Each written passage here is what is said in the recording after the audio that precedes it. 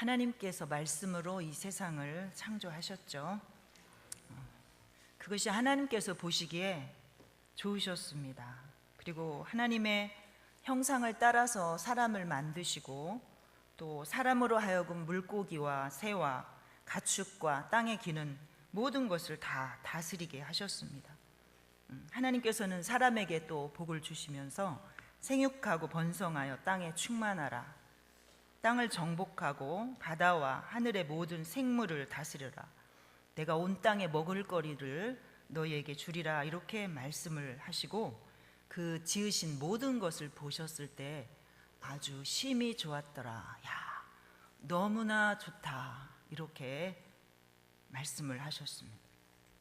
하나님께서는 사람이 이 땅에 살아가는 데 필요한 모든 것들을 다 지으셨습니다. 그 안에서 인간은 얼마든지 살아갈 수 있었습니다. 어떻게요? 행복하게 살아갈 수 있었습니다. 그러나 그렇게 아름답게 지음받은 인간은 타락하기 시작했고 또 사람들은 하나님에게서 점점 멀어져 갔습니다. 그리고 더 이상 사람들은 자신을 창조하신 하나님을 찾지 않게 되었습니다. 피조물인 인간이 창조주인 하나님을 떠나면 어떤 일이 벌어질까요? 죄에게 자신의 모든 삶을 내어주게 되니까 멸망의 길을 향해서 갈 수밖에 없는 것이죠. 하나님께서는 사람들의 죄악이 세상에 가득함과 또 그들의 생각하는 모든 계획이 항상 악하기만 한 것을 보시고 내가 땅 위에 사람 지으신 것을 한탄하신다, 후회한다, 이렇게 말씀하셨습니다. 그리고 마음으로 근심하시고 이렇게 말씀하셨습니다. 내가 창조한 사람을 내가 지면에서 쓸어버리되 사람으로부터 가축과 기는 것과 공중의 새까지 그리하리니 이는 내가 그것들을 지었음을 한탄함이니라. 하나님께서는 죄에 물든 세상을 더 이상 그대로 두실 수가 없어서 새로운 세상을 계획하신 것입니다. 그래서 전에도 없고 후에도 없는 앞으로도 없을 그런 대홍수로 세상을 심판하심으로 사람과 가축과 기는 것과 공중의 새까지 땅의 모든 생물이 다 쓸어버림을 당하게 됩니다. 하나님께서는 타락한 인간들만 심판하시면 될 텐데 왜 이렇게 모든 생물들을 다 멸절시키셨을까요? 왜 그러셨을까요? 그것들이 사실은 사람들을 위해서 지어졌기 때문에 함께 멸망을 당하게 된 것입니다. 하나님의 심판으로 모든 생명체가 멸절당하여 이제 세상이 다 끝나고 하나님께서는 의롭다 하심을 입은 노아와 그 가족과 하나님께서 택한 그 짐승 동물들만 일부분만 남기십니다. 자, 그렇다면 비는 얼마 동안이나 내리고 그 양이 얼마나 되었을까요? 우리 앞에 7장에 보면 7장 10절부터 보면 7일 후에 홍수가 땅에 덮이니 노아가 600세 되던 해의 둘째 달 곧 그 달 11의 날이라. 그날에 큰 기품의 샘들이 터지며 하늘의 창문들이 열려 40주야를 비가 땅에 쏟아졌더라, 이렇게 말씀을 하고 계십니다. 노아가 600살 되는 해 2월 17일 날 비가 내리기 시작한 거죠. 그런데 그 비의 양이나 강도가 어느 정도였는지를 말씀에서 우리가 알 수 있습니다. 기품의 샘들 이렇게 말씀하시죠. 기품의 샘들이 터지며, 기품의 샘들은 땅을 제외한 바닷물과 땅 속의 물을 가리킵니다. 우리 시편 33편 7절에 보면 이렇게 말씀하시죠. 그가 바닷물을 모아 무더기같이 쌓으시며 깊은 물을 곳간에 두시도다. 하나님께서 바닷물을 모아서 무더기같이 쌓으시고 깊은 물을 곳간에 두셨다, 이렇게 표현을 하고 있습니다. 그러니까 실제로 우리 눈에 보이지 않지만 땅속 깊은 곳에 잠겨있는, 들어있는 물의 양들이 많다는 것이죠. 또 하늘의 창문들이 샘들이 터지고 하늘의 창문들이 열려서 이렇게 표현을 하죠. 그런데 고대 히브리인들은 하늘에는 비나 눈이나 우박 이런 것들을, 번개 이런 것들을 가득 보관하고 있는 창고가 있고, 그곳 창고의 문을 열면 그 안에 저장된 것들이 한꺼번에 쏟아진다, 이렇게 생각을 하고 있었던 것이죠. 우리는 지금 비가 내린다, 폭우가 오고 이렇게 생각하지만 하늘의 창문이 열려서 이게 또 쏟아진다는 거죠. 하나님의 저장 창고에서 쏟아졌다라고 생각하는 거죠. 그러니까 마치 댐의 수문을 열면 한꺼번에 물이 엄청나게 쏟아지는 것 같은 그런 물폭탄이 40일 동안이나 내렸다라는 것이죠. 우리가 아무리 장마가 심해도 그렇게 비가 40일 동안 밤낮 없이 쏟아지는 일은 없잖아요. 그래서 큰 기품의 샘들이 터지며 하늘의 창문들이 열려 40주야를 비가 땅에 쏟아졌다는 건 이렇게 하늘과 땅의 모든 물샘이 한꺼번에 다 터졌다는 것을 의미하고 있는 것입니다. 하나님이 천지를 창조하실 때 물은 한 곳에 있었습니다. 물은 땅과 다른 곳에 이렇게 있었습니다. 한 곳에 같이. 그런데 하나님께서 천하의 물은 한 곳으로 모이고 묻은 드러나라, 이렇게 창조하실 때 말씀을 하셨죠. 창세기 1장에서. 그리고 묻을 땅이라 이렇게 부르시고 물을 바다라 부르셨습니다. 하나님께서 이 물의 한계를 정하셔서 바다가 땅을 덮지 못하도록 하나님이 그렇게 만들어 놓으신 거죠.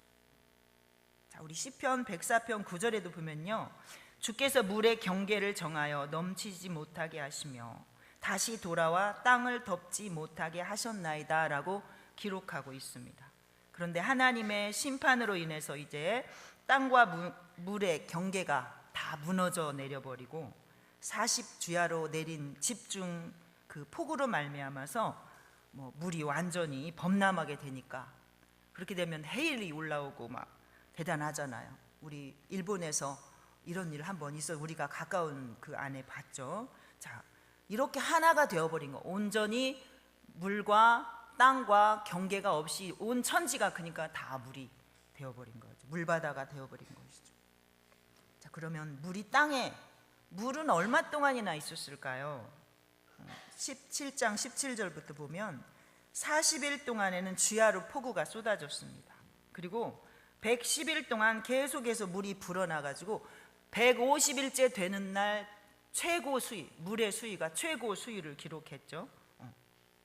천하의 높은 산이 다 잠기고도 물이 15규빗이나 더 그렇게 불어났다고 말합니다. 산봉우리가 높은 산이 잠기고도 15규빗, 그러니까 모든 산봉우리까지도 하나도 보이지 않게 된 것이죠. 1규빗이 얼마냐면 45cm, 어른의 팔, 여기서 손끝에서 팔꿈치까지 정도 길이를 1규빗이라고 하는데 15규빗이면 얼마나 될까요? 675cm, 6m 75cm. 그러니까 완전하게 하나님의 심판이 아주 철저했음을 우리가 말씀 속에서 알 수가 있는 거죠. 그러니까 이제 배 안의 식구들을 제외한 세상의 모든 생명체는 다 죽었습니다. 아무도 살아날 수 없도록 하나님께서 그렇게 철저하게 심판을 물러 하신 것입니다. 여러분 한번 상상해 보시겠습니까? 하나님의 심판이 얼마나 무서운지. 지옥의 심판은 어떨까요? 물의 홍수 심판을 생각하면서 저는 지옥의 심판을 생각을 했습니다. 하나님의 심판 앞에서는 아무도 무사할 수가 없습니다.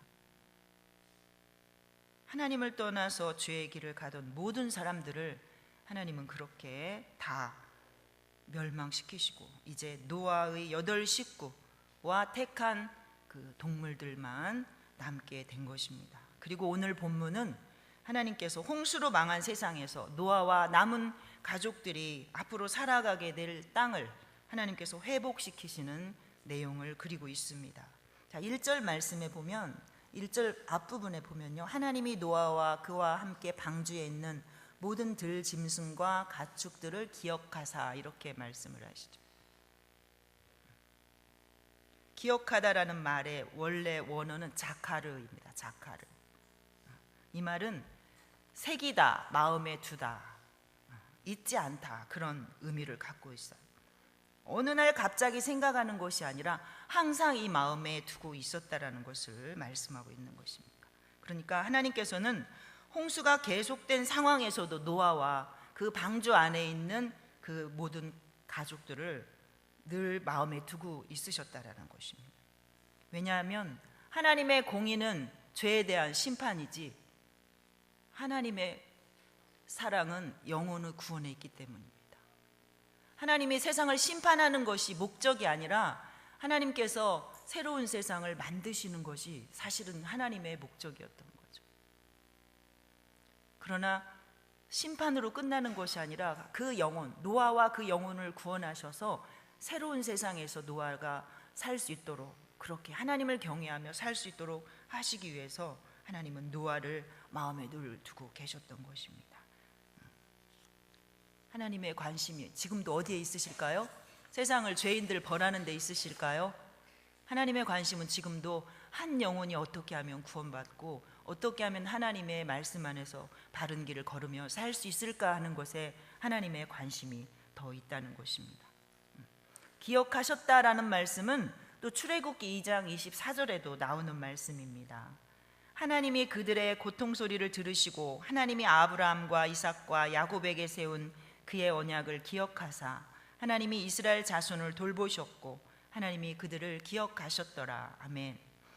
430년 동안 애굽에서 노예 생활을 하던 이스라엘 백성들이 너무나 심한 노역으로 고통스러우니까 하나님 앞에 부르짖습니다. 그리고 하나님은 그 부르짖는 소리를 들으시고 아브라함과 그 자손들에게 내가 너희에게 주리라 약속했던 그 너희를 반드시 그곳에서 건져내리라 약속하셨던 그 말씀대로 하나님께서 다시 일하시기 시작하셨다는 것입니다. 하나님은 이렇게 언제나 당신의 백성들을 마음에 두시고 또 관심과 사랑으로 돌보시는 분입니다.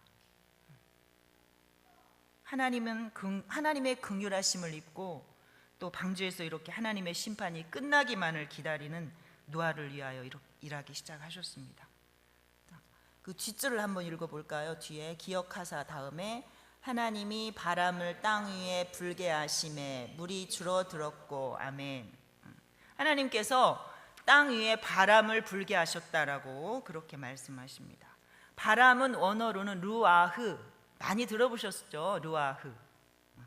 자, 성경에 아주 많이 사용되는 그러한 말입니다. 우리가 바람은 1차적으로는 이렇게 공기의 운동으로 생기는 자연적인 자연 현상을 말하지만 하나님과 연결될 때는 하나님의 신, 성령 이렇게 사용되고 있습니다. 출애굽기 14장 21절에는요 이스라엘 백성들이 바다를 건너는 이야기가 나오죠. 모세가 바다 위로 손을 내밀매 여호와께서 큰 동풍이 밤새도록 바닷물을 물러가게 하시니 물이 갈라져 바다가 마른 땅이 된지라. 아멘. 이스라엘 백성들이 홍해를 건너는 그러한 내용이죠. 이스라엘 백성들은 바다 가운데를 육지로 이렇게 건너가고 물은 그들의 좌우에 벽이 되었더라라고 말씀합니다. 이후에 지금 노아 이후에 한참 후에 이거는 이야기잖아요. 이후에 하나님께서 애굽 백성들, 애굽에서 고통당하던 이스라엘 백성들을 그 가로막힌 홍해를 가르고 마른 땅을 건너게 하시는 그 바람, 그때 불게 하실 그 바람을 오늘 지금 노아와 그 가족들을 위해서 불게 하신 것입니다. 뭐 하시려고요? 바람을 통해서 빨리 이 물을 다 말리시기 위해서 그렇게 하신 것이죠. 하나님은 바람을 보내 물이 줄어들게 하실 뿐만 아니라 기품의 샘과 하늘의 창문이 닫히고 하늘에서 비가 그치게 하셨습니다. 2절에 보면 기품의 샘과 하늘의 창문이 닫히고 하늘에서 비가 그치매, 아까 7장에서 말씀하셨던 기품의 샘, 하늘의 창문, 이제 더 이상은 비가 내리지 않도록 하나님께서 그렇게 하셨다라는 거죠. 비가 한꺼번에 쏟아져 내리게 하시는 분도 하나님이시지만 그것을 멈추게 하시는 분도 하나님이신 것이죠. 그렇게 쏟아졌던 비가 이제는 멈추고 물샘들이 닫히게 된 것입니다. 150일이 지나고부터는 물이 줄어들기 시작했고 방주는 산에 머물게 됩니다. 그리고 물의 수위는 급속도로 줄어들어서 2달 반이 지나니까 주변의 산봉우리들이 보이기 시작합니다. 40일이 더 지나서 노아는 창문을 열고 까마귀를 내놓습니다. 또 비둘기를 내놓고 물이 얼마나 줄어들었는지 확인합니다. 아직 물이 있으니까 비둘기가 다시 돌아오고, 또 7일을 기다려서 비둘기를 내놓으니까 저녁에 감람나무 잎사귀를 입에 물고 옵니다. 또 7일을 기다려서 비둘기를 내놓았더니 다시는 돌아오지 않습니다. 물이 다 말랐다라는 것이죠. 자, 그런데 여러분 궁금하지 않습니까? 그 많던 물들이 다 어디로 갔을까요? 물이 여기가 많았으면, 예를 들어 높으면 바다로 빠지면 되고, 산에 있으면 밑으로 내려가면 되는데 다 어디로 갔을까? 너무 궁금하지 않아요? 너무 궁금하잖아요. 제가 주석에 보니까, 자, 이 하나님께서 바람을 통해서 물을 급속도로 말리기 위해서 물을 냉각시키고, 이래서 얼음산이 생기고, 그 다음에 추측을 하는 거죠. 본 건 아니니까. 그랬을 수 있다라는 거죠. 그리고 이 많은 물들을 가두기 위해서 태평양, 대서양, 인도양 같이 더 넓고 깊은 그러한 바다가 생겼을 것이다 라고 추측을 하더라고요. 그랬을까요? 우린 짐작할 뿐이죠. 자, 어쨌든 하나님은 하나님의 놀라우신 능력으로, 하나님의 그 바람이라는 하나님의 놀라우신 능력을 말씀하는 거잖아요. 이렇게 다 인간의 지혜로는 우리가 헤아릴 수 없는 하나님의 그러한 방법으로 이렇게 세상을 다스려 가십니다. 자, 노아 나이 이제 601년 첫째 달 1일에 땅 위에 물이 거쳤습니다. 노아가 방주 뚜껑을 열고 보니까 물이 다 거쳤어요. 그리고 둘째 달 27일에 땅이 완전히 말랐습니다. 자, 하나님께서 이제 노아에게 말씀을 하십니다. 우리 16절부터 18절까지 한번 읽어보겠습니다. 16절부터 18절 시작. 너는 내 아내와 내 아들들과 내 며느리들과 함께 방주에서 나오고, 너와 함께한 모든 혈육 있는 샘물 곧 새와 가축과 땅에 기는 모든 것을 다 이끌어내라. 이것들이 땅에서 생육하고 땅에서 번성하리라 하시매. 아멘. 자, 하나님은 노아에서 방주에서 나오라고 말씀하셨습니다. 그리고 땅에서 생육하고 번성하고 땅을 다스리라고 말씀을 하십니다. 하나님께서 처음 사람인 아담에게 하셨던 말씀을 지금 노아와 그 가족들에게 하시는 것이죠. 왜? 새 세상을 출발하는 노아이기 때문에. 하나님은 지금 노아에게, 자녀들에게 말씀하고 계십니다. 하나님이 노아의 가족을 통해서 인류의 새 역사를 쓰고 계시는 것이죠. 자, 그러자 노아는 하나님께서 말씀하신 대로 가족들과 함께 나왔고, 짐승과 가축들도 비로소 방주에서 나오게 됩니다. 자, 노아는 하나님께서 말씀하실 때 방주에 들어갔고, 하나님께서 말씀하시자 방주에서 비로소 나왔습니다. 노아와 그 가족들의 마음이 어떠했을까요, 여러분?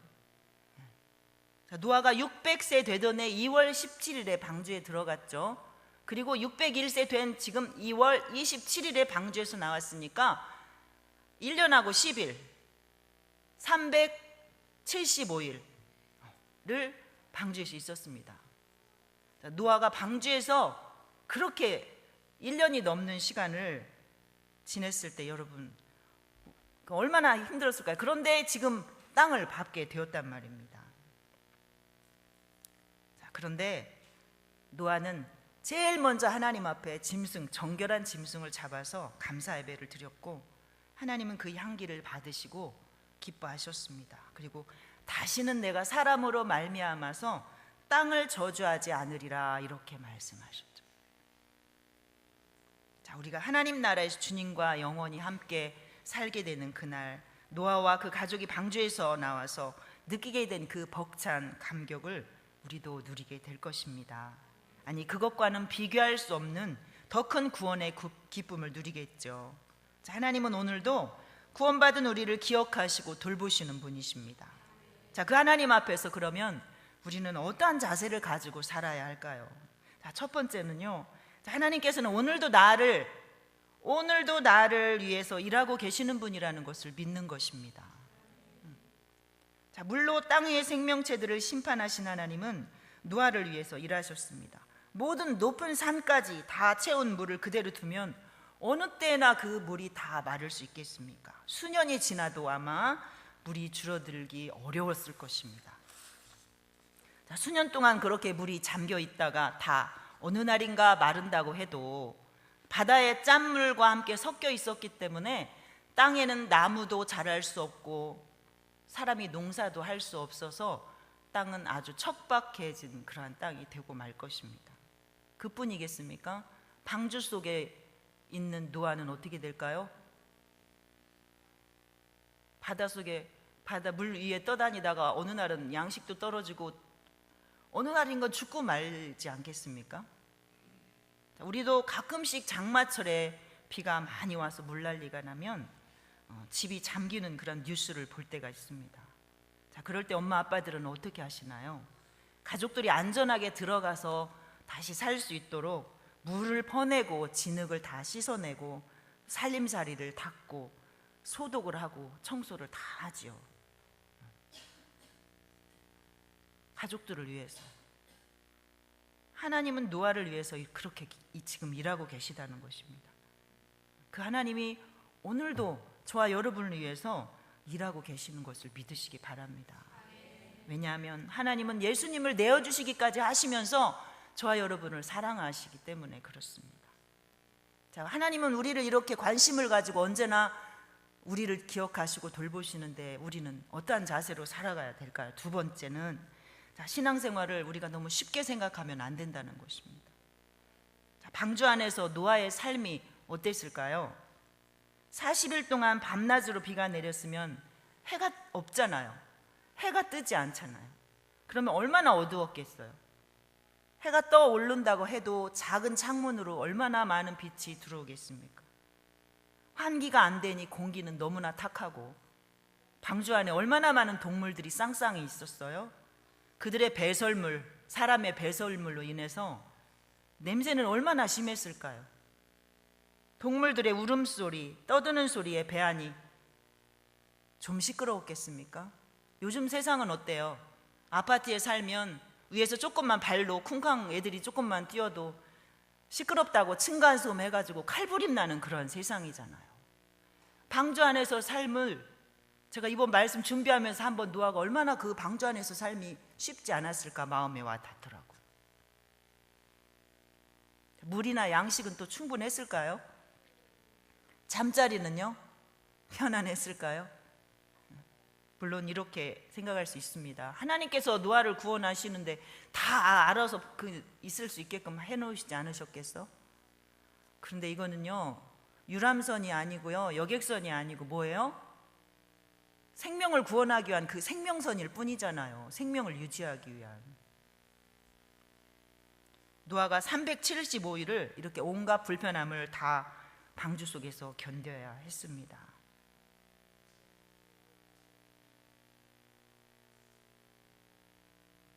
만약에 힘들다고 노아가 방주 뚜껑 열고 뛰어내리면 나와버리면 어떤 일이 생길까요?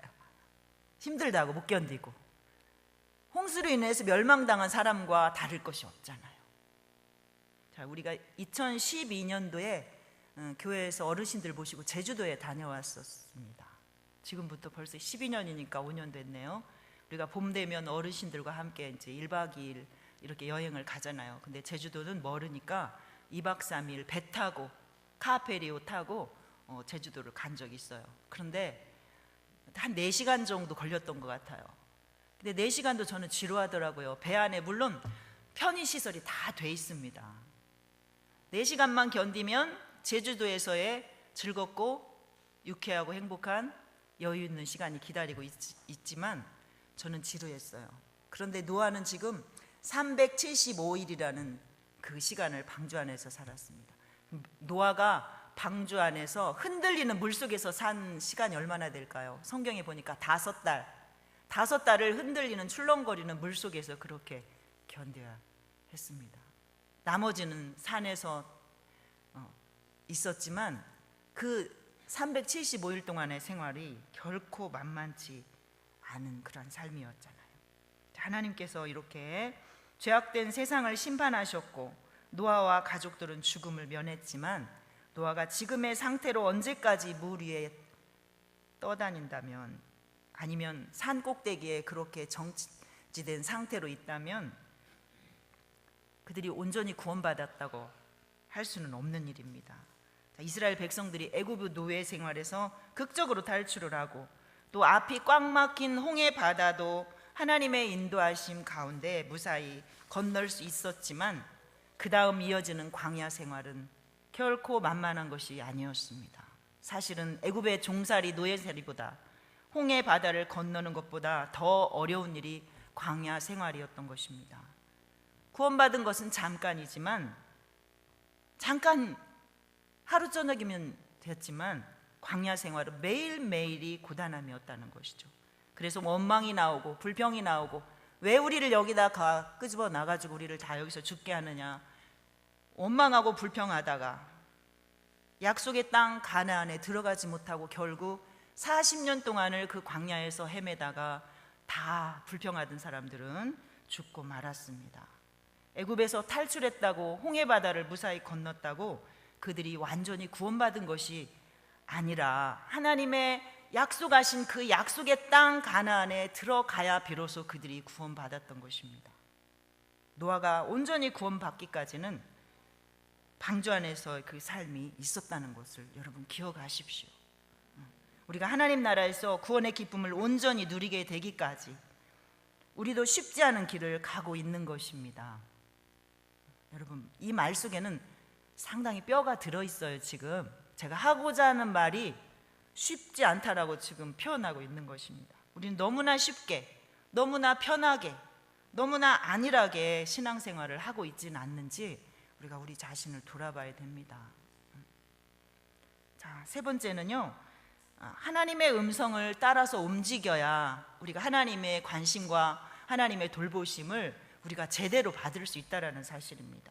자, 노아는 땅에 물이 없는 것을 보았습니다. 끝까지 하나님의 그러나 명령만을 기다리며 방주 안에 머물렀습니다. 눈으로 보기에는 다 마른 것 같았지만 오랫동안 물에 잠겼던 땅이 완전히 마르기 위해서는 많은 시간이 필요했습니다. 또한 땅에 습기가 많으면 질병이 생기기 쉬우니까 몸에 결코 좋지 않습니다. 하나님께서는 땅이 완전히 말라서 노아와 그 일행이 앞으로 살아가게 될 땅에서 안전하게 생활할 수 있도록 확실하게 다 땅을 회복시킨 다음에 노아를 내보내려고 하셨던 것을 알 수 있습니다. 우리는 이 정도면 되겠지? 라고 생각하지만 이 정도면이라는 생각은 아주 위험한 것입니다. 하나님은 언제나 우리의 생각을 뛰어넘는 분이십니다. 여러분, 우리는 얼마나 서두릅니까? 하나님의 때는 아직 아닌데 나는 내 때를 정해놓고 우리가 서두르잖아요. 그리고 얼마나 조급합니까?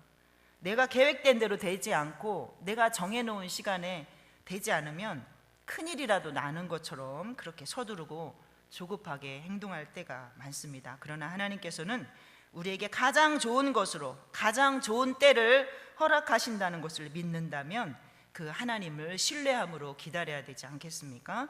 노아는 그렇게 하나님의 명령만을 기다리며 긴 시간을 견뎠습니다. 땅이 마르는 것을 보며 마음으로 얼마나 땅을 밟고 싶었겠습니까? 그러나 노아의 관심도 땅이 아니라 하나님의 말씀이 우선이었기 때문에 하나님께서 말씀하실 때까지 기다렸습니다. 신앙은 기다리는 것입니다. 하나님의 때를 기다리고 하나님이 말씀하실 때를 기다리는 것입니다. 하나님의 때를 무시하면 내 뜻대로 살 수밖에 없잖아요. 그럼 결과는 어떻게 되나요? 결과는 실패하는 거죠. 자, 사무엘은 사울에게 길갈에 가서 일주일을 기다려라 이렇게 얘기를 합니다. 그러나 사울은 그 일주일을 기다려도 사무엘이 오지 않으니까 블레셋 사람들은 싸우겠다고 진치고 있는데 사무엘은 나타나지 않고 사람들은 다 무서워서 다 흩어지니까 제사장만이 드릴 수 있는 번제를 자기가 짐승을 잡아서 드립니다. 그리고 결국은 사울은 멸망하고 죽고 버림당하고 자기 식구까지 다 멸망당하게, 가문이 멸망을 당하게 되죠. 다윗은 어떻게 했어요? 전쟁에 나갈 때마다 하나님, 제가 올라갈까요 말까요?